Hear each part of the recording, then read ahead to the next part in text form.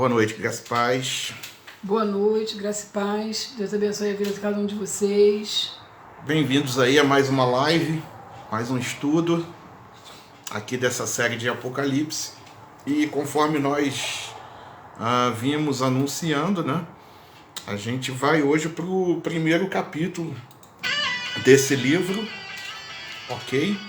E vamos fazer a sequência ali, vamos dizer assim, que o pessoal está acostumado a ler, né, o livro, primeiro capítulo, segundo capítulo, enfim. Vamos dar uma sequência aí nesse estudo escatológico, tá certo?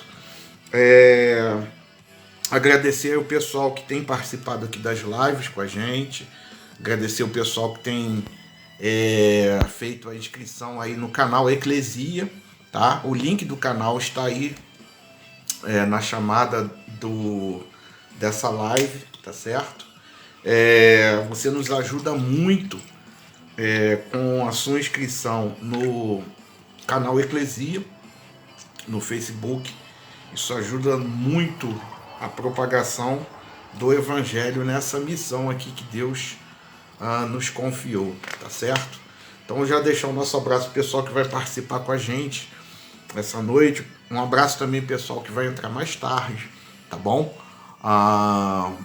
Ou outro dia, eu não sei quando você vai assistir esse vídeo, tá certo? E o mais importante é que você compartilhe este trabalho, ok? Se tem abençoado a tua vida, eu tenho certeza que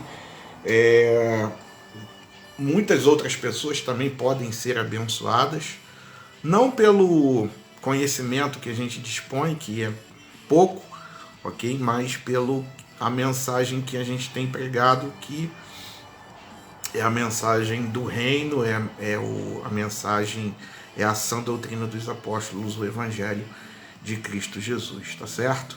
E de antemão também aqui quero deixar registrado que os últimos vídeos já estão lá no canal, tá? Eu consegui colocar hoje os 2 vídeos que faltavam, tá certo? E a série então das 7 igrejas já está lá no nosso canal no Facebook. E as outras séries também, as outras lives que nós fizemos aqui, para você estar acompanhando, você que porventura perdeu esse estudo, tá certo?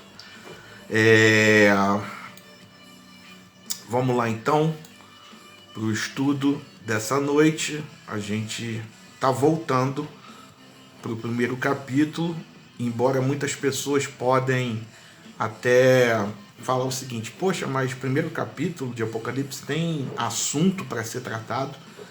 Tem muito assunto para ser tratado, não só no primeiro capítulo, mas em todos os outros. E quando chegar nos capítulos que a gente já falou, já fez menção aqui, não custa nada a gente dar uma palhinha, né? dar um resumo, ok? Mas todos os estudos você pode encontrar no nosso Facebook, tá? Ou lá nesse canal, tá bom? Então faça a tua inscrição, isso vai nos ajudar bastante, tá? Se inscreva, curta os vídeos, deixe algum comentário, ok?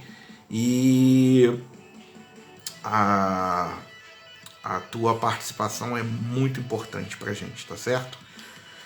Alberto entrou aí. Alberto aí, abraço aí pro nosso amigo Alberto. Acabei de abrir a igreja, a gente acabou de chegar também, chegamos um pouquinho tarde hoje. Vamos lá então, pessoal.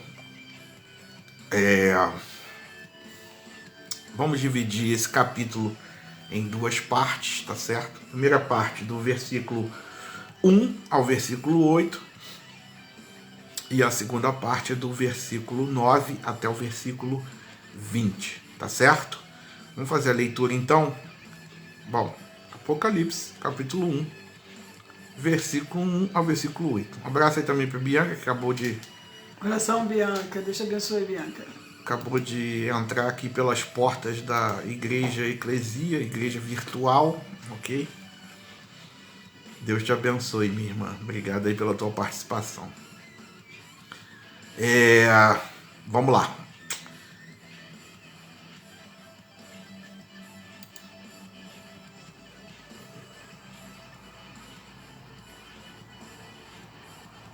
Só um minutinho, queridos, que houve Problemas técnicos. um problema técnico aqui. Problemas técnicos.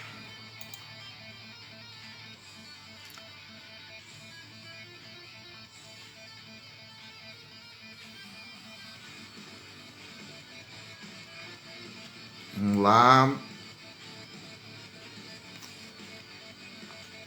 Na NVI, tá bom? A tradução, nova versão internacional. Vamos lá. Revelação de Jesus Cristo que Deus lhe deu para mostrar aos seus servos o que em breve há de acontecer. Ele enviou o seu anjo para torná-la conhecida como ao seu servo João, que dá testemunho de tudo que viu, isto é, a palavra de Deus e o testemunho de Jesus Cristo. Feliz aquele que lê as palavras desta profecia e felizes aqueles que ouvem e guardam o que nela está escrito, porque o tempo está próximo. João, às 7 igrejas da província da Ásia, a vocês, graça e paz da parte daquele que é, que era e que há de vir, dos 7 espíritos que estão diante do seu trono e de Jesus Cristo, que é a testemunha fiel, o primogênito dentre os mortos e o soberano dos reis da terra. Ele que nos ama e nos libertou dos nossos pecados por meio do seu sangue e nos constituiu reino e sacerdotes para servir a Deus e Pai. A ele sejam glória e poder para todo sempre. Amém. Eis que ele vem com as nuvens e todo o olho verá, até mesmo aqueles que o traspassaram, e todos os povos da terra se lamentarão por causa dele. Assim será. Amém. Eu sou o Alfa e o Ômega, diz o Senhor Deus, o que é, o que era e o que há de vir, o Todo-Poderoso. Amém? Bom, até aí, queridos, a leitura, né, até o versículo 8, que a gente vai dividir em 2 partes aqui, este estudo do capítulo 1 de Apocalipse. Tá certo? Um abraço a Eli, abração para o Sorim. Um abraço aí aos nossos amigos que estão aqui participando também. A Celi, que Deus te abençoe, minha querida. Grande abraço aí, saudade de vocês. Um abraço aí também para o nosso amigo Sorim, que está assistindo. Que Deus possa estar abençoando aí, Sorim, toda a família Tomoni, tá bom? Bom, o título que a gente mencionou para esse estudo é uma mensagem urgente para a igreja, ok? E 2 fatores contribuem para que muitos crentes evitem o livro de Apocalipse, tá bom? E esses fatores são quais? O primeiro fator é que a ideia de que muitos têm é que ele é um livro selado que trata de coisas encobertas. E, na verdade, o livro de Apocalipse é o oposto disso. Apocalipse, ele significa tirar o véu, descobrir, ok? Revelar o que está escondido. Tanto que na Bíblia versão King James e em outras Bíblias, assim, que a gente tem o inglês ali, né? O título não é Apocalipse, é Revelations, ok? Que significa revelação, ou seja, aquilo que a gente acabou de falar, revelar o que está escondido. Então ele não é um livro selado, tá? A ordem de Deus até no capítulo 22, versículo 10, é o seguinte: não seles as palavras da profecia desse livro, porque o tempo está próximo, ok? E as coisas que em breve devem acontecer, e já estão acontecendo algumas também, né? A gente tem acompanhado aí essa guerra, né, da Rússia contra a Ucrânia, ok? Isso são sinais da palavra de Deus, né? Quando ali é citado que no princípio das dores nós iríamos ouvir falar de guerras e de rumores de guerras, mas que a gente não tivesse medo, que isso é apenas o início, o princípio das dores, tá certo? Então muita coisa aí está se cumprindo, outras ainda vão acontecer, tá bom? E mostra que há uma tensão entre o futuro imediato, tá, e o mais distante, tá certo? E o mais distante é visto como que transparecendo do imediato, ok? E o Cordeiro é o executor do deve acontecer, ok? E há duas atitudes em relação à segunda vinda, tá bom? A primeira situação é que é o seguinte: de quem se acomoda diz o seguinte: onde está a promessa da sua vinda, ok? E a segunda situação é: estai de sobreaviso, vigiai, porque não sabeis quando será o tempo, ok? A ideia de que ele é um livro que fala de catástrofe, tragédia e caos é outro pensamento, vamos dizer assim, equivocado a respeito do livro de Apocalipse, tá? Um abraço aí para minha mãe que está assistindo também. Um abração, mulher, Deus te abençoe. Obrigado aí pela participação, dá um abraço em todos, amém? E esse é o significado da palavra Apocalipse hoje. Muitos traduzem Apocalipse, né, como o livro ou o trecho lá da Bíblia que fala de catástrofe, de tragédia, de caos, ok? E infelizmente esse nome Apocalipse tornou-se sinônimo de tragédia, tá certo? Um abraço aí também para nossa amiga Patrícia de Barros.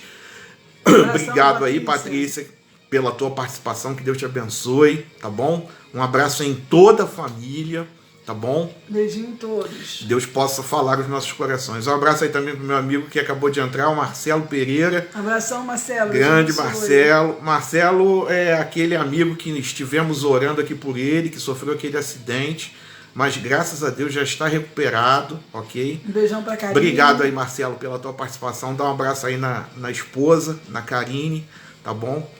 Bom ter vocês aqui, tá bom? Então a ideia de que ele é um livro que fala de catástrofe, tragédia e caos está totalmente equivocada, ok? Porque o Apocalipse ele não fala de caos, mas sim de quê? Do plano vitorioso e triunfante de Cristo e de sua igreja. Boa noite aí, Marcelo. Obrigado. Ok? Então, qual é o título do livro de Apocalipse? Apocalipse é um livro aberto e não fechado. E a palavra Apocalipse significa o quê? Descoberta, conforme nós vimos, ou revelação, ok? E sem véu, ou seja, não é uma coisa que está encoberta. Ela está bem descoberta, ela está bem revelada, ok? E revelação, queridos, não é especulação humana, tá bom? Revelação é o quê? É a palavra de Deus e o testemunho fiel. E ela revela um plano vitorioso, um plano, assim, triunfante de Cristo e da sua igreja. E sua vitória absoluta contra todos os seus inimigos. A gente pode citar aqui quais são esses inimigos que estão contidos aqui no livro de Apocalipse. A meretriz ou a prostituta, né? A besta, o falso profeta, o dragão, os incrédulos, a morte também aqui se configura um inimigo, tá? E o Apocalipse ele mostra que o último capítulo da história não será de tragédia, mas de quê? De uma retumbante vitória do Cordeiro de Deus, o Rei dos Reis, o Senhor dos Senhores. Portanto, é um livro aberto em que Deus revela seus planos e propósitos para a sua igreja. Apocalipse também não é a revelação apenas das últimas coisas, ok? Que vão acontecer, mas sobretudo do Cristo vencedor e glorioso. O Apocalipse não fala tanto de fatos, mas de quê? Principalmente de uma pessoa, tá? E é fundamentalmente a revelação dessa pessoa. E que pessoa é essa? É a revelação de Jesus Cristo, tá bom? E não apenas revelações de coisas que vão acontecer no futuro ou de eventos futuristas, tá certo?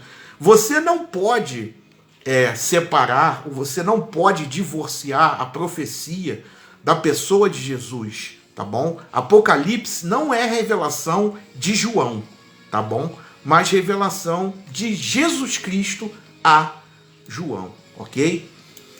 Então Cristo veio ao mundo para revelar o Pai, conforme está lá em João 17,6, e no Apocalipse é o Pai quem revela Jesus, ok? E como ele o revela? Como o servo lavando os pés dos discípulos, assim que Jesus é revelado, ele é revelado como uma ovelha muda que vai para o matadouro. Ele é revelado como aquele de quem os homens escondem o rosto. Ou ele é revelado como aquele que está pregado na cruz com o rosto cheio de sangue. Ou como aquele que tem as mãos atadas e os pés pregados na cruz. Essa é a revelação de Apocalipse a respeito de Jesus? Absolutamente não. Essas revelações e esses escritos, tá, contém principalmente nos evangelhos e naqueles livros proféticos, né, como Isaías, ok? E como outros que citaram já este evento futuro que seria a morte de Jesus na cruz. Mas o Apocalipse, ele não revela Jesus dessa forma. A revelação do noivo da igreja pelo Pai é de um Cristo como glorioso, ok? Porque está escrito o seguinte lá: seus cabelos não estão cheios de sangue, mas são alvos como a neve.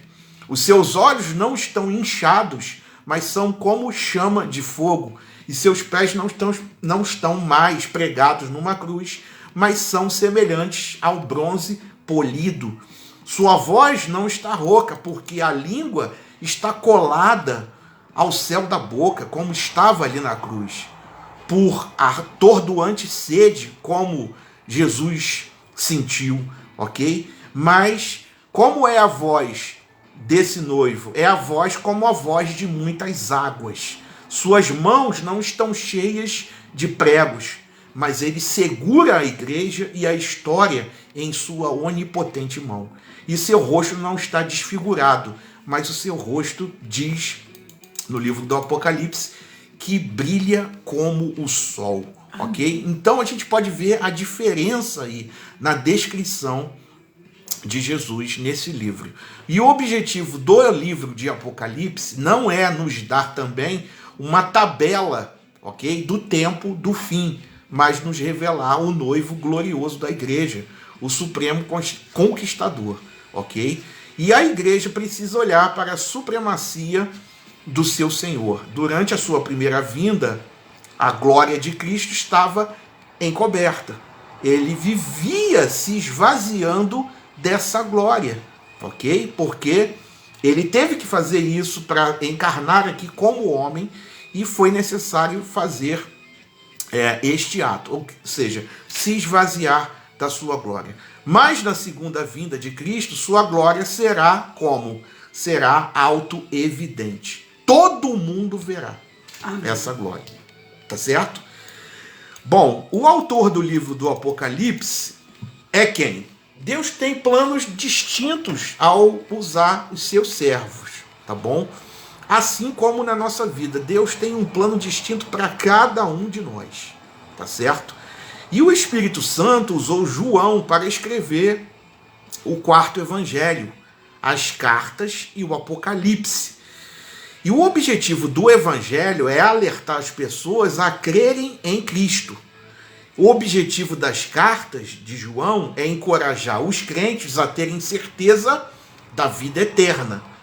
E o objetivo do livro do Apocalipse, escrito por esse homem, era alertar os crentes para estarem preparados para a segunda vinda de Cristo Jesus, ok? E alguns detalhes aqui de algumas situações que a gente encontra na vida do autor de Apocalipse, na vida de João, ok?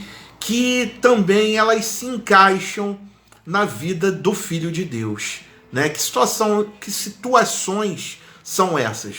Deus, ele transforma tragédias em triunfo, tá? E só ele tem o poder para que isso aconteça, tá? Ele transforma tragédias, desgraças em triunfo, desgraças em alegria, ok? Domiciano, o segundo Nero, que a gente já falou aqui, quando a gente tratou das 7 igrejas, ok? Que arrogou para si o título de Senhor e Deus. Esse homem, né, esse imperador, ele baniu João para a ilha de Patmos. E essa ilha de Patmos era uma colônia penal, tá bom? Do Império Romano, na costa da Ásia Menor. Mas ao mesmo tempo em que se achava fisicamente em Patmos, achou-se também em espírito. E Deus abriu o céu e revelou coisas para aquele homem que em breve, tá, devem acontecer. E quando eu falo que em breve deve acontecer, eu estou me referindo ao tempo Kairos de Deus, tá? Eu estou me remetendo a um passado remoto, porque muitas coisas que Deus revelou para aquele homem já aconteceram e estão acontecendo, ok? E num tempo que a igreja estava sendo massacrada, pisada, perseguida e torturada, João, ele recebe a revelação de que o noivo da igreja, o Senhor absoluto dos céus e da terra, está no total controle da igreja e da história. Amém, queridos? A Darlene agora vai ler a segunda situação que aconteceu na vida de João e que também muitas das vezes acontece na nossa vida, tá bom? Então a primeira situação nós vimos aí, que Deus, ele transforma muitas das vezes tragédias em triunfos, ou seja, derrotas em vitórias. Algo muito ruim, sabe, em algo muito bom, tá? Alberto colocou aqui, tipo 7 semanas de Daniel, exatamente isso, ok? Daniel também foi usado por Deus para escrever algumas revelações, tá certo? Claro, para outros fins, e, enfim, para outros propósitos, assim, vamos dizer, tá certo? Mas também esse exemplo aí que você deu, Alberto, tem a ver aqui com o estudo, tá? É exatamente isso, tá certo? Bom, a Darlene agora vai ler a segunda situação que aconteceu na vida de João e que também pode acontecer com a gente, tá bom? Então, Deus esclarece uns e confunde outros. O livro de Apocalipse é um livro altamente simbológico. Por quê? É como as parábolas. Esclarece uns e confunde outros. Para a igreja era uma mensagem clara, mas para os ímpios uma mensagem indecifrável. Os símbolos não enfraquecem com o tempo. Em vez de falar do diabo como um ser maligno, falou de um dragão. Em vez de falar de um ditador, falou de uma besta. Em vez de falar de um sistema sedutor, falou de uma meretriz, Babilônia a Grande. Ok? Então, Deus esclarece uns e confunde outros, ok? Já que o livro de Apocalipse é totalmente simbólico, tá? E muitas das vezes Jesus também falava em parábolas. Você deve se recordar disso quando lê ali os evangelhos. Muitas coisas Jesus explicou em parábolas. Sempre usava uma parábola, uma ilustração, algo do cotidiano, ok? Para que aquelas pessoas entendessem. Mas muitos também não entendiam essas parábolas, ok? E muitas das vezes isso acontece comigo e com você, sabe? A gente lê alguma coisa na Bíblia e de momento ali a gente não entende. A gente vai entender um pouco mais para frente, ok? Outras não, a gente lê e já entende na hora, tá certo? Então isso é uma situação também que aconteceu com João e que se traduz, acontece muito na nossa vida. Um abraço aí para nossa amiga a Joquebede Cavalcante, que está assistindo. Um abraço também para a dona Zezé. Graça e paz. Abração, dona Deus Zezé. te abençoe, minha querida. Abração, Joquebede. Deus abençoe todos vocês. Possa abençoar vocês, a família aí, sabe? Obrigado aí participação de vocês, tá bom? Pessoal, se você quiser deixar algum comentário a respeito do estudo, tá? Deixar também alguma pergunta, alguma dúvida, tá bom? Dúvidas e perguntas a gente responde depois da live, porque na live não tem tempo de responder perguntas, porque demandaria um tempo aí muito grande, tá bom? E o estudo hoje é um pouco extenso. Mas se você quiser deixar algum comentário, alguma pergunta, com certeza, né, a gente pega a pergunta e te responde lá no privado, no message, enfim, tá certo? Mas se quiser deixar algum comentário, algum acréscimo aí que você queira fazer nesse estudo, a gente está aqui para passar o estudo, mas estamos aqui também para aprender, tá bom? A nossa vida é ensinar e a nossa vida também é aprender, tá? Porque não somos os donos da verdade e nem sabemos de todas as coisas, tá bom? Então deixa o Espírito aí ministrar no teu coração para que isso aconteça, tá bom? Bom, os leitores do livro de Apocalipse, quem são esses leitores? Em primeira instância, e a gente já falou aqui nas semanas anteriores, os leitores do livro de Apocalipse são as 7 igrejas da Ásia Menor, tá bom? E o número 7 é um número importante, muito importante no livro de Apocalipse. Ele aparece 54 vezes nesse livro. O livro ele fala de 7 candeeiros. O livro de Apocalipse ele fala sobre 7 estrelas. Ele faz menção de 7 selos, 7 trombetas, 7 taças, 7 espíritos, 7 cabeças, 7 chifres, 7 montanhas, ok? E o número 7 significa completo, ok? Total, tá bom? Havia mais de 7 igrejas na Ásia Menor, ok? E nós falamos sobre isso quando a gente aqui fez as lives, né, das 7 igrejas, tá bom? Mas quando Jesus envia a carta às 7 igrejas, significa que ele envia sua mensagem para toda a igreja. E em todos os lugares, tá? E em todos os tempos, essas 7 cartas, esse envio dessas mensagens servem para todos os lugares, todos os tempos e todas as igrejas, tá bom? Você que perdeu esse estudo, na verdade você não perdeu, porque você pode acessar o nosso canal no YouTube, o link do canal tá aí na chamada do vídeo aí no Facebook, tá bom? Entra no canal Eclesia, se inscreva e tem lá todo o material que a gente vem falando, vem tratando aqui nesses sábados, tá bom? Então, uma observação aqui sobre as 7 igrejas também é que não há nenhuma indicação nas 7 igrejas que elas representem 7 períodos sucessivos da história da igreja. João ele escolheu estas 7 igrejas para que elas servissem de representantes da igreja toda. O Apocalipse era e é para toda a igreja, tá certo? Lembrando também que a igreja é quem? Somos eu e você, tá bom, querido?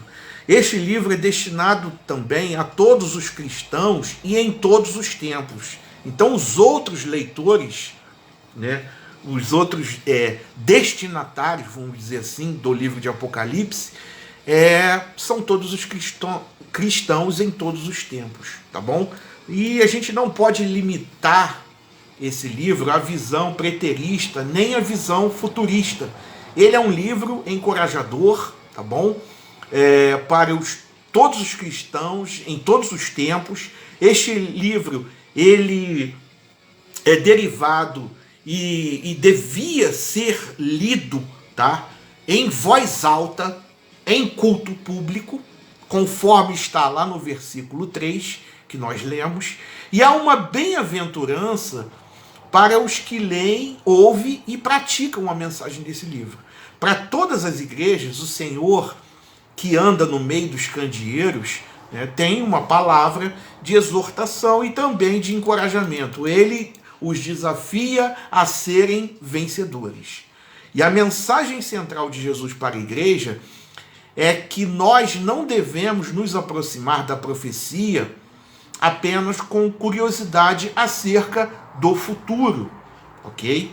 Quando Daniel e João receberam a palavra da profecia, a palavra do plano divino, né? A palavra de Deus sobre o futuro, diz a Bíblia que ambos, né, tanto João quanto Daniel, eles caíram aos pés do Senhor, tá certo? Eles foram esmagados pela grandeza da manifestação do Senhor nosso Deus. E é assim que nós devemos nos aproximar do livro de Apocalipse, como adoradores, e não como acadêmicos, e não como pessoas que querem saber sobre o futuro. Porque o nosso futuro, né, nós como filhos de Deus, o nosso futuro está nas mãos do nosso Senhor. Amém? E eu não preciso saber do futuro, tá bom? Então devemos sim tratar este livro, tratar essas profecias, tá bom? Como adoradores desse Deus, tá bom? E não como curiosos, tá certo? O remetente do livro de Apocalipse. Quem é o remetente? Uma saudação de encorajamento e não de medo está registrada lá no versículo 4. Graça e paz não é uma palavra de medo, mas de quê? De doçura, de encorajamento a uma igreja que passa pelo vale do martírio. E a graça e a paz são enviadas à igreja pela Trindade, tá? Tá lá no versículo 4 e 5. O Deus Pai, o Deus Espírito e o Deus Filho estão no completo controle da história num tempo de sombras e provas. Eles enviam à igreja o quê? A sua graça e a sua paz. E hoje também não é diferente, tá bom? Jesus falou para os discípulos, né? Olha, a minha graça te basta. Falou para Paulo, ok? E hoje o mesmo Espírito testifica no nosso coração com a graça e com a paz do nosso Senhor. Em meio a tudo isso que a gente está vivendo, a gente pode ter certeza dessa graça e a gente pode ter certeza dessa paz, tá bom? Um abraço aí também para o nosso amigo o apóstolo Wellington Aguiar, ok? Abração, apóstolo. Deus te abençoe, meu querido. Boa noite aí para você também. Sandro também que estudou com a gente. Sandro Honorato, grande abraço, graça e paz. Estamos falando exatamente sobre isso, Sandro, graça e paz, tá bom? Que nós temos essa graça e nós temos essa paz, mesmo em meio a esse tempo de sombra, de provas, de dúvidas, mas nós temos a certeza dessa graça e dessa paz, amém? Conquistadas por Cristo Jesus para cada um de nós, tá bom? Como a igreja ela deve ver seu noivo, né? Tá lá no versículo 5. Bom, a igreja ela deve ver esse noivo como a fiel testemunha, tá bom? Jesus ele foi fiel durante todo o seu ministério, nunca deixou de testemunhar sobre o Pai, mesmo na hora do sofrimento e da morte, ok? E ele mesmo disse, eu vim para fazer a vontade do meu Pai, tá certo? A igreja deve ver o seu noivo como o primogênito dos mortos, ok? Jesus foi o primeiro a ressuscitar em glória e ele está vivo para sempre. Amém. Ele é o primogênito porque é o primeiro da fila e nós vamos logo atrás. Jesus, ele matou a morte, tá? Tem uma música do Fruto Sagrado que tem um trecho que fala assim, que a morte morreu de medo ao ver Jesus nascer, né? E depois Jesus vai lá e mata a morte, ok? Ele venceu o nosso último inimigo. E uma igreja que está enfrentando o martírio precisa saber que o seu Deus, ele venceu o poder da morte, ok? Ainda que acontecesse o martírio, aqueles homens, aquelas mulheres, muitas das vezes famílias inteiras, sabe, que entregaram a sua vida, que derramaram o seu sangue ali nas arenas, no Coliseu, sabe? Uns foram jogados num caldeirão, sabe, de azeite fervendo, outros foram queimados, outros foram decapitados, enfim, sofreram um martírio, né? Eles não tinham medo da morte. Eles não tinham medo da morte, porque sabiam que o seu Deus, ele tinha vencido a morte. E aquilo ali era simplesmente um momento, porque eles sabiam que depois daquele momento, eles estariam em outra vida, sabe? Estariam gozando, estariam se alegrando com o seu Deus, não na vida passageira, não na vida muitas das vezes cheia de tribulações que ele levava, mas eles estavam desfrutando naquele momento da vida eterna. Todos os sofrimentos, né? O sofrimento que passaram seriam cessados, né? Iriam acabar, ok? E como a igreja, né? Como a noiva vê o seu noivo, a noiva vê o seu noivo como o soberano dos reis da terra. A igreja precisa ver Jesus como o presidente dos presidentes, diante de quem todos os poderosos vão se dobrar. E Jesus está acima de Roma, está acima dos imperadores, ele está acima dos impérios, ele está acima das nações soberbas, ele está acima de todos os reis dessa terra, dos presidentes que ostentam o seu poder, porque ele é o rei dos reis, ele é o Senhor dos senhores, ok? Bom, essa é a imagem do noivo, tá bom? Que a noiva deve ansiar por esse encontro, tá certo? E como a igreja deve se posicionar diante do seu noivo? Agora, qual é a posição da igreja? Quando João ele vê a glória do noivo, ele sai com um ímpeto, numa doxologia, tá? E para quem não sabe o que é doxologia é louvor, tá bom? Então ele sai com um ímpeto de louvor supremo, uma doxologia suprema, diante da suprema glória de Cristo. João ele se encanta com o Cristo que lhe é revelado, seu coração ele se derrama em adoração. E por que a igreja deve adorar o seu noivo? Em primeiro lugar, porque ele nos ama. E o verbo aqui, ele está no presente. O amor de Cristo é algo que permanece. Ele nos amou, ainda nos ama e nos amará até o fim. Amém, querido? E sem contar também porque ele nos amou primeiro, tá bom? Então esse amor, ele partiu dele, ele partiu do noivo. E em segundo lugar, né, ele nos libertou dos nossos pecados. Ele nos libertou dos nossos pecados, ok? E isso se configura em quê? Em um ato de redenção concluído. A versão King James da Bíblia diz que ele nos lavou. Ele quebrou as amarras do pecado e ele nos limpa. E o que é maravilhoso é que ele nos amou. Olha só esse detalhe. Ele nos amou quando nós estávamos sujos e perdidos. E depois ele nos libertou. Amém? Que amor é esse? Amém, glória a Deus, né? Que amor é esse? Amém? Que amor é esse?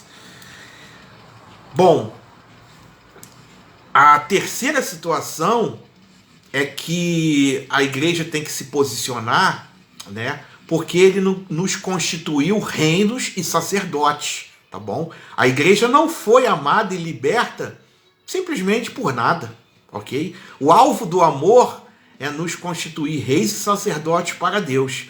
E ele nos ama, nos levanta da lama e depois nos coloca a coroa. E já assentados com Cristo nas regiões celestiais, ok? Nós haveremos de ser corregentes com ele. pois nós iremos reinar com ele.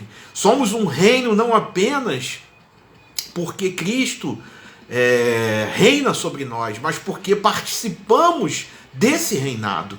Nós temos livre acesso a ele, ok? Nós somos raça de sacerdotes reais. E essas características da sua eternidade e onipotência são dadas para mostrar que Jesus é poderoso para executar o seu plano na história humana, ok?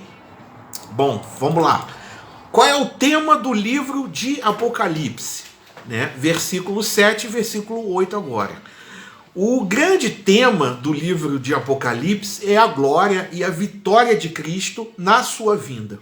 E esta verdade é apresentada nas 7 sessões paralelas deste livro aqui, tá bom? A gente vai passar em estudos mais para frente essas 7 sessões paralelas, como é dividido o livro de Apocalipse, tá certo? Então Cristo vem para estabelecer o juízo e triunfar sobre os seus inimigos. Na primeira vinda, a glória de Cristo não era autoevidente, mas na segunda vinda será autoevidente, tá? E a igreja triunfa com ele, enquanto seus adversários vão lamentar. Os ímpios não se converterão, ok? Essa questão aí de triunfo contra os adversários a gente vai ver quando nós falarmos aqui do capítulo 6, tá bom? E essa questão dos ímpios não se converterão está lá no capítulo 9 e no versículo 16, que a gente vai tratar aqui capítulo por capítulo, tá? A gente só está aqui no primeiro, tá certo? E como Jesus virá? Aqueles que o amam se alegrarão na sua segunda vinda, mas aqueles que o rejeitaram, eles se lamentarão, ok? Como será a sua vinda? Bom, uma vinda pessoal, uma vinda pública, uma vinda visível, uma vinda poderosa e uma vinda para juízo, ok? Então essas são as vindas aí de Jesus, tá certo? Então Jesus vai voltar 5 vezes? Não, não é isso que a gente está falando, tá bom? Não é isso, tá certo? Isso aqui são períodos dentro do livro de Apocalipse, e quando a gente for estudar os outros capítulos, a gente vai encontrar o seguinte: mas isso aqui vai acontecer primeiro do que isso, porque isso aqui está no capítulo 15, né? E no capítulo 16 fala que vai acontecer isso. Não, muitas das vezes a gente, estudando o livro de Apocalipse e fazendo uma exegese, né, que é necessário, tá? E uma boa hermenêutica também, a gente entender o seguinte: muitas das vezes as coisas acontecem num capítulo anterior e muitas das vezes lá na frente João ele está comentando o que aconteceu, tá bom? Então vamos dizer assim, que muitas das vezes ele vai falar coisas que já aconteceram, tá? E a gente, fazendo uma leitura rápida assim, pensa que aquilo ali ainda vai acontecer. Não, mas coisas que já aconteceram, só que ele está falando de outras formas, ele está se expressando de outras formas. Quando chegar lá na frente, a gente vai destrinchar isso melhor para vocês, tá certo? Para acabar todas as dúvidas e todos os mitos, né, em relação a esse livro. Bom, para nossa reflexão, para a gente fechar essa primeira parte aqui, temos hoje uma visão da glória do noivo da igreja? Temos honrado esse noivo? Estamos nos preparando para encontrar com ele como as virgens prudentes, naquela parábola, né, das 10 virgens? As nossas lâmpadas, elas estão cheias de azeite, ok? Então, pontos aí para a gente refletir, tá certo? Bom, vamos para a segunda parte desse capítulo 1, que agora vai do versículo 9 ao versículo 20, que diz o seguinte: eu, João, irmão e companheiro de vocês no sofrimento, no reino e na perseverança em Jesus, estava na ilha de Pátimos por causa da palavra de Deus e do testemunho de Jesus. No dia do Senhor, achei-me no Espírito E ouvi por trás de mim uma voz forte como de trombeta, que dizia: escreva num livro o que você vê e envie a estas 7 igrejas: Éfeso, Esmirna, Pérgamo, Tiatira, Sardes, Filadélfia e Laodiceia.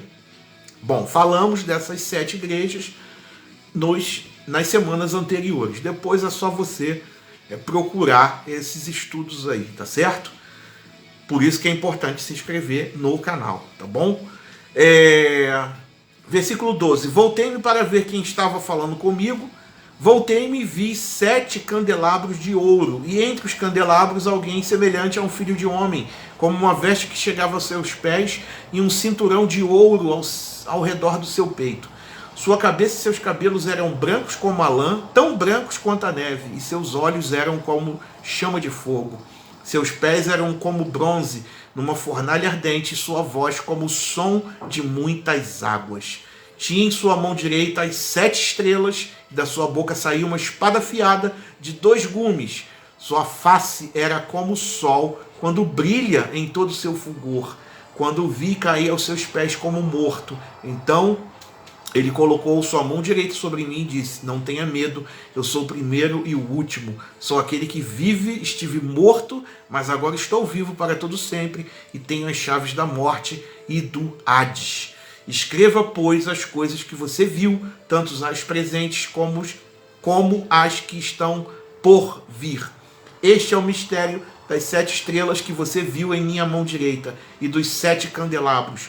As 7 estrelas são os anjos das 7 igrejas, e os 7 candelabros são as 7 igrejas. Amém? Palavras aí de Jesus revelando a João, ok?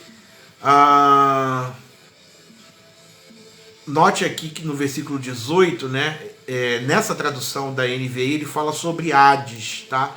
E quando mais para frente a gente vai falar sobre a diferença, que muita gente confunde Hades com inferno. Quando Jesus fala Geena, também, muitas pessoas acham que é um inferno. Não, tem diferença, muita diferença aí, tá certo? E a gente vai explicar também sobre essa situação, Hades, inferno, Geena, ok? Vamos explicar tudo isso aqui mais para frente, tá bom?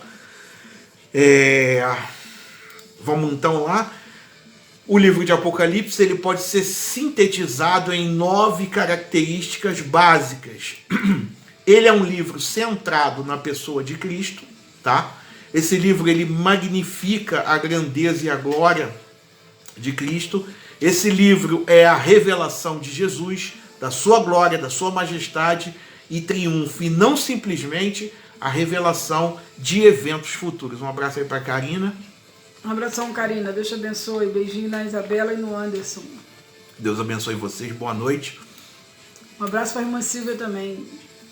Dá um abraço aí em todos. Deus abençoe vocês. Amém? Obrigado aí pela participação. Bom, é um livro aberto. João recebeu a ordem para não selar esse livro, conforme nós vimos, porque o povo de Deus ele necessita da mensagem que ele contém. E esse livro deveria ser lido nas igrejas em voz alta, em culto público, ok? E eu estou falando isso, queridos, hoje em dia também, tá? Hoje em dia também. Mas o que as pessoas fazem, né? Ninguém quer abrir o livro de Apocalipse. Ninguém quer pregar sobre o Apocalipse. É um livro cheio de símbolos. É um livro cheio de símbolos, é uma simbologia, né, enorme que tem. A gente vai ver também que é um livro cheio de profecias. Cheio de profecias, ok? E tem gente que tem medo até de abrir o livro. Mas quando a gente abre, né, e vê qual é a mensagem central aqui, não tem por que a gente se assustar, ok? Bom, é um livro cheio de símbolos, tá? Este é um livro claro para uns e misterioso para outros, conforme a Darlene aqui falou. E os símbolos eram janelas, né? E os símbolos são janelas abertas para os salvos e também são janelas fechadas para os ímpios, ok? E uma outra característica que é um livro de profecia. Este livro é uma profecia que assegura a vitória de Cristo e da igreja sobre todos os seus adversários, num tempo que a igreja estava sendo perseguida. E o livro nasceu também num berço de aflição, ok? Conforme estava a situação da igreja, estava a situação do próprio autor de Apocalipse, João, na ilha de Patmos, tá certo? A igreja estava sendo perseguida e o livro ele nasce também nesse berço de perseguição, de aflição e etc. O fato aqui verídico que entrei no carro com pressa, esqueci a Ludmilla 7 km depois, senti falta, jurava que ela estava no banco de trás. Por um momento pensei na volta de Jesus e o pior de tudo foi ter a impressão de ter ficado. Só você mesmo, Alberto. Mas é uma boa comparação, né? É uma boa comparação. Vindo de quem vem...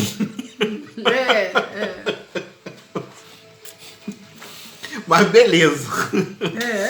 Entrou aqui no contexto. Entrou, tá uma boa comparação. É uma boa comparação. Só esse Alberto é impagável, cara. Bom, é um livro com uma bênção completa, tá?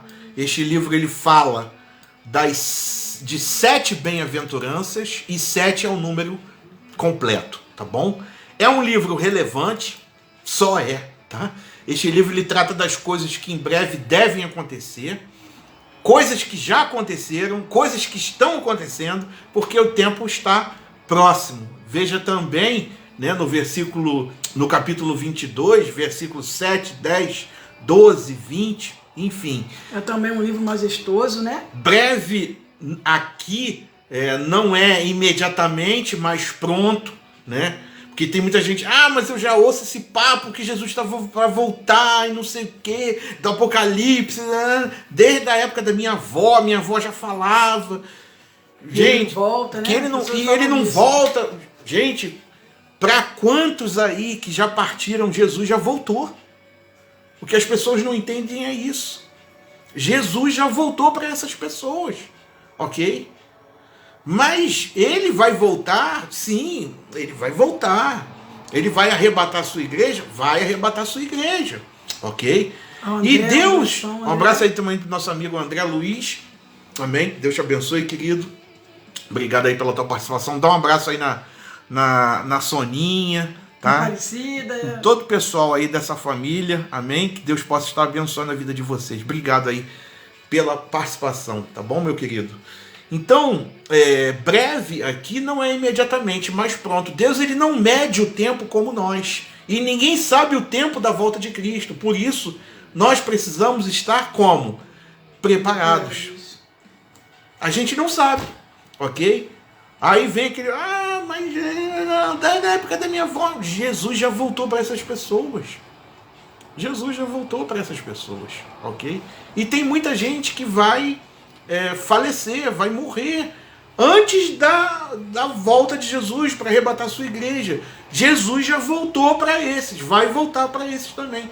Não vai ser aquela volta assim, igual está registrado aqui, ok? Não. Mas de uma forma ou de outra, Jesus vai voltar, certo?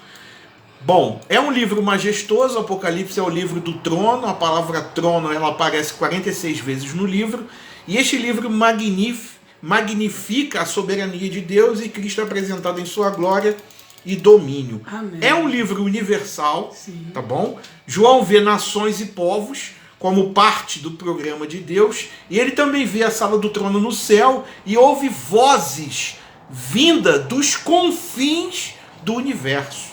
Ou seja, é um livro totalmente abrangente, tá? É universal este livro, tá certo? É um livro universal, não é um livro da Igreja Universal do Reino. É um livro universal. Não, é um livro universal, tá bom? É um livro apoteótico, tá? Apocalipse é o clímax da Bíblia. E tudo que começou em Gênesis irá se completar onde? Vai se consumar aonde? Em Apocalipse. Jesus é o alfa e o ômega, o princípio e o fim. E tudo que ele começa, ele termina. Então vamos ver alguns pontos importantes desse livro para o nosso ensino também. Bom, o escritor ele é apresentado, é um homem que tem comunhão e intimidade com os crentes da Ásia, tá bom? Ele se autodenomina irmão e companheiro. João não se sente melhor do que os demais irmãos e nem se enaltece por ter recebido essa alta revelação, tá certo? E a condição de porta-voz de Deus não anula a condição de irmão, uma condição de coigual com os outros. João, ele foi um homem que ele participava das alegrias e também participava das provas com a igreja, tá certo? Bom, a tribulação é o quinhão do povo de Deus nessa era, tá? A igreja ela está no meio de um conflito entre o reino de Deus e o reino das trevas, e a igreja sempre foi e será atribulada no mundo, tá certo? Em Mateus 24, Jesus fala desse sofrimento de forma crescente. Os versículos de 4 a 8 descrevem o princípio das dores, que na minha opinião, tá? Nós já estamos vivendo o princípio das dores há um bom tempo. Não é de hoje, tá? Os versículos 9 ao 14 vai falar sobre os tormentos na forma de perseguição aos discípulos. Os versículos 15 e 28, a grande tribulação, como o auge. E os versículos 29 e 31, os episódios após a tribulação que culminam na segunda vinda de Cristo. As perseguições, elas desencadeiam traição e apostasia na igreja. E essa perseguição já havia começado no banimento, ou seja, na exclusão, no exílio de João na ilha de Patmos, tá certo? Eu estou falando aqui do capítulo 24 de Mateus, que é o sermão profético de Jesus. Não estou falando do Apocalipse, estou falando de Mateus 24, tá certo? Mas que muita coisa aqui a gente pode pegar e aplicar em Apocalipse, tá bom? Aquilo ali foi para aquela época, tá bom?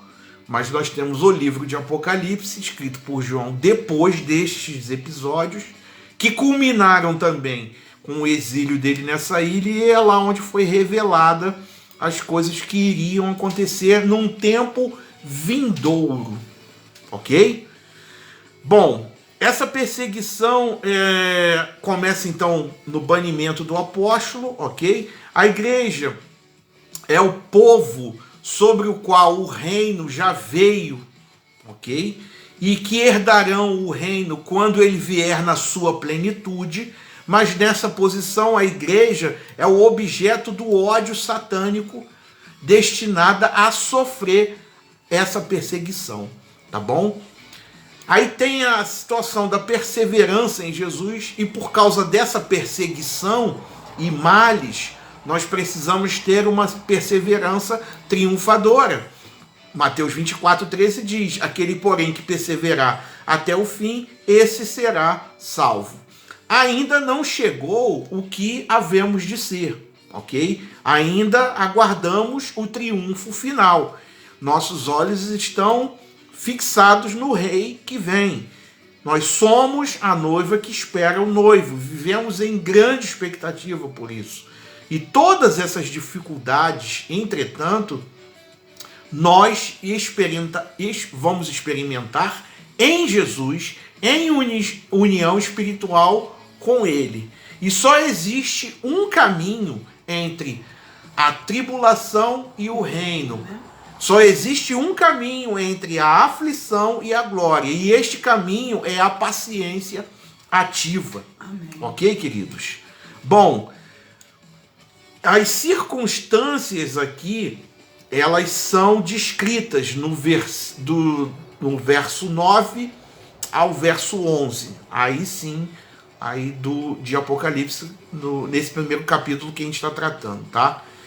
Vamos ver essas circunstâncias. João, ele é banido para a ilha de Patmos, né, essa colônia penal romana, onde se exilavam ali prisioneiros políticos, e ali esses prisioneiros perdiam todos os seus direitos civis e toda a sua possessão material, perdiam seus bens também. Os prisioneiros eram obrigados a trabalhar nas minas daquela ilha, e eles se vestiam de trapos. A ilha ela ficava no mar Egeu e tinha 16 quilômetros de comprimento por 10 quilômetros de largura. Era uma ilha nua. O que é isso? Era uma ilha vulcânica, sabe? Não tinha praticamente nada nessa ilha. E com elevações de até 300 metros, ok? E a razão desse exílio, ela é declarada. João é preso na ilha de Pátimos, por quê? Por causa da palavra de Deus e do testemunho de Jesus Cristo.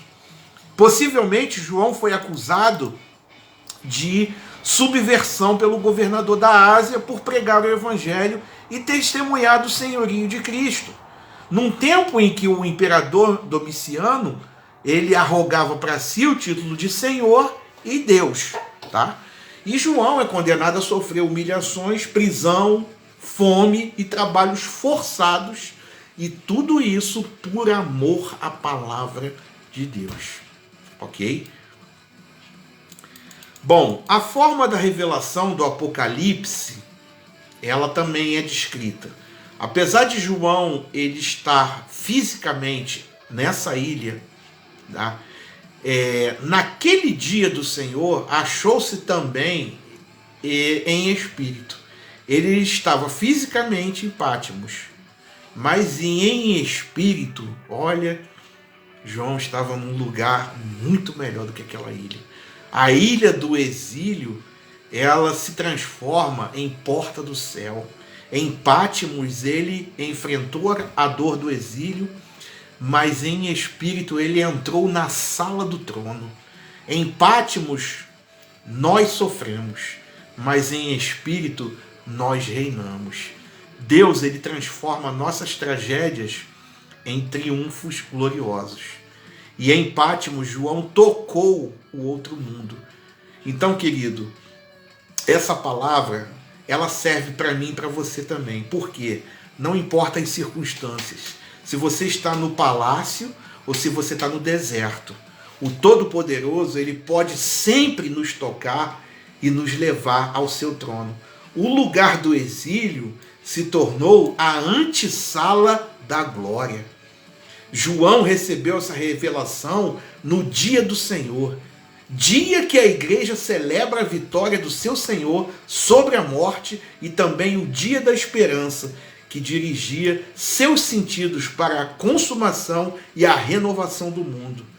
Na solidão daquela ilha, isolado, exilado, João ele ouve uma voz. E Roma pôde até proibir João de ter contato com seus irmãos perseguidos. Mas Roma não pôde proibir João de ter contato com o trono de Deus. E o mundo não pode proibir o nosso contato com o céu. Amém, querido? Que essa palavra, ela floresça dentro do teu coração nessa noite, tá certo? João, ele ouve a voz por detrás dele, grande voz, como de trombeta. A visão, ela começa com uma audição. E por trás, né, para que João não fosse confundido com vozes paralelas, ok? A trombeta, ela fala de uma voz sobrenatural. Ela fala de uma voz poderosa. Ela fala de uma voz assustadora. Aí vem algumas ordens aqui, né? O que vês, escreve em livro. A mensagem, ela precisa ser registrada fielmente e perpetuamente. É isso mesmo, Sorim. Com Cristo nós somos mais do que vencedores. Exatamente isso. Amém? Amém. Glória a Deus. E essa ordem, ela percorre todo o livro. Isso eleva essa profecia a uma categoria normativa para toda a igreja em todos os tempos. Todo o plano de Deus, ele deve ser escrito. E o verso 19 fala de coisas passadas, de coisas presentes e coisas futuras. O livro de Apocalipse é atual em todo o tempo. Ele descreve o que já foi, o que é e o que há de vir. ok? Depois tem outra ordem, olha, envia para as 7 igrejas. Essas cidades eram sedes administrativas e já por isso áreas de concentração do culto ao imperador. Ou seja, ele foi fiel em ouvir, ele foi fiel em registrar e ele foi fiel em enviar para as 7 igrejas. Amém? Assim também tem que ser a posição de um filho de Deus, tá certo? A visão, ela é apresentada também. João, ele tem a visão da noiva de Cristo como a luz do mundo, tá? Isso está lá no versículo 12. E antes de ter a visão do Cristo exaltado, ele teve a visão da igreja. O mundo vê Cristo através da igreja e não, aliás, o mundo ele vê Cristo através da igreja e no meio da igreja, tá? Isso significa que ninguém verá Jesus em glória senão por meio da sua igreja aqui na terra. Você precisa da igreja, precisa congregar. O que é a igreja? A igreja é a luz no mundo. Por isso, ele é candeeiro, ok? E estrela, ok? João vê a igreja em 2 figuras, 7 estrelas e 7 candeeiros. Tanto a estrela como o candeeiro são fontes de luz, são luzeiros. E eles devem refletir luz. A igreja é a luz do mundo, ela resplandece no mundo. Se uma lâmpada deixasse de proporcionar luz, ela era afastada, ok? E a luz da igreja é emprestada ou refletida, como a luz da lua, tá? Se as estrelas elas têm de brilhar e as lâmpadas luzir, elas devem permanecer aonde? Na mão de Cristo e na presença de Cristo, porque só dessa forma nós podemos brilhar, ok? Os 7 candeeiros são as 7 igrejas. Tanto os candeeiros como as estrelas falam da igreja como luzeiros de Deus nesse mundo. E Cristo está não apenas entre a igreja, mas tem essa igreja em suas mãos. E essas 2 figuras, portanto, são o quê?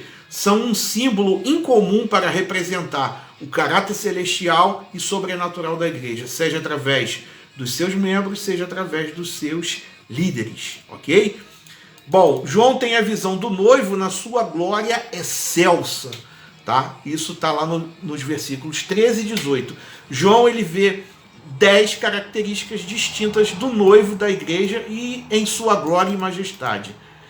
Bom, versículo 13, ele vê suas vestes, e essas vestes falam de Cristo como sacerdote e rei, e ele nos conduz a Deus e reina sobre nós. No versículo 14, ele vê sua cabeça, que fala da sua divindade, da sua santidade e da sua eternidade. Ele menciona também seus olhos, no versículo 14, que fala de quê? Da sua onisciência, que a tudo vê e a tudo conhece. E ele é o juiz diante de quem tudo está desnudado, tá bom? No versículo 15, ele faz menção dos pés, tá, de Jesus. Ele fala da sua onipotência para julgar os seus inimigos e convém que ele reina até que ponha todos os seus inimigos debaixo dos seus pés, conforme 1 Coríntios 15, 23. Depois ele faz menção da sua voz, no versículo 15. Isso fala do poder irresistível da sua palavra, do seu julgamento, e no seu juízo desfalecem palavras humanas. A voz de Cristo detém a última palavra e é a única a ter razão. Tá bom? Glória a Deus. Isso fortalece aquela palavra que fala que os homens podem fazer muitos planos, mas a última palavra pertence a Deus. Amém. Tá bom? Depois ele faz menção no versículo 16 da sua mão, e essa mão ela é traduzida como a mão de ação com a qual age e governa. Isso mostra o seu cuidado com a igreja. E ninguém, querido, ninguém, tá, pode arrebatar você das mãos de Cristo Jesus. Glória a Deus. Amém? Aleluia, Jesus. Depois ele fala no versículo 16 sobre sua boca, e essa palavra aqui não é o evangelho, ok? Mas é a palavra do juízo. A única arma de guerra usada pelo Cristo conquistador no capítulo 19 é a espada que saía da sua boca. Por isso que eu falei, aquela questão de que João ele fala uma coisa num capítulo e depois ele vai falar dessa mesma coisa de maneira diferente em outro. Por exemplo, ele falou aqui dessa espada já aqui no capítulo 1. Mas no 19, ele também vai falar sobre essa espada. Só que ele vai falar para que vai servir esta espada. A gente vai chegar lá no capítulo 19, tá? Tenha certeza disso. Então essa é a cena do tribunal, né? Ainda falando aqui sobre a boca, onde é proferida a sentença judicial e precisamente sem contestação, tá certo? Então o juiz, bateu o martelo, tá selado ali, está decidido todas as coisas, tá bom? Seu rosto, também, no versículo 16, a visão agora não é mais de um Cristo servo, perseguido, preso, esbofeteado, com o rosto cuspido, mas do Cristo cheio de glória. A luz do sol supera o brilho dos candeeiros, ok? Depois ele fala sobre a sua perenidade, o primeiro e o último, tá? No versículo 17, ele é o criador, sustentador e consumador de todas as coisas. Ele cria, controla, julga,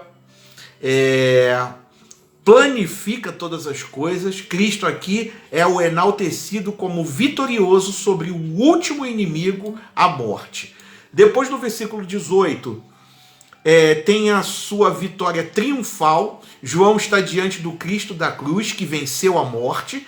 Ele não apenas está vivo, mas está vivo para sempre.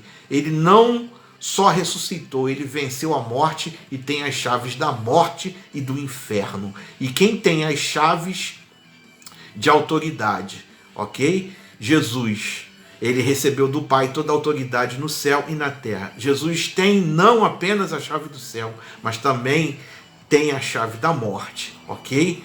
Agora a morte não pode mais infligir terror, porque Cristo está com as chaves, podendo abrir os túmulos e levar os mortos à vida eterna. Amém? Amém. Então ele tem todo o poder no céu, na terra, embaixo da terra, em todo lugar. Amém?